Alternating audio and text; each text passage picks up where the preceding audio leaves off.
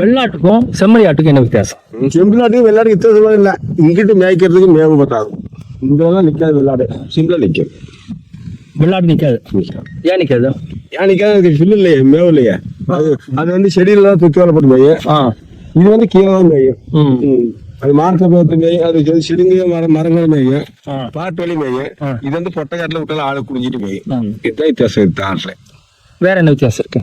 வேற வித்தியாசம் ஒன்றும் இதான் வித்தியாசம். அது வந்து செடிங்க எங்க இருக்குது அது மேயும். அப்புறம் நீங்க ஒண்ணு சொன்னீங்க குட்டி. குட்டிகள்லாம் 2 ஈக்குவலா விற்கும். அது வாரத்துக்கு 2 குட்டி போட ஒரு குட்டி போடும். சரி, அப்போ ஒரு குட்டி போட்டா அது 2 குட்டி போட்டா லாபம் தானே? லாபம் தானே. அது வந்து அதுக்கு நம்ம தேடி இருக்கணுமே. ஏதோ நம்மளால முடிஞ்ச இது இதை செஞ்சலாம்ன்றதுதான். ஆனா வந்து லாபம் எல்லாம் விளையாட்டு இருக்கு. இருந்தாலும் நமக்கு அதெல்லாம் மேட்ச் இல்லை, தோட்டம் துறவு இல்லை. எங்க தோட்டம் காட்டுது, மானாவாரி காடு. இந்த மானாவாரி காட்டுல அதை வச்சுக்கிட்டு நம்மளால முடியாது. இது வந்து மானாவாரி காடு, அதனால முடியாது.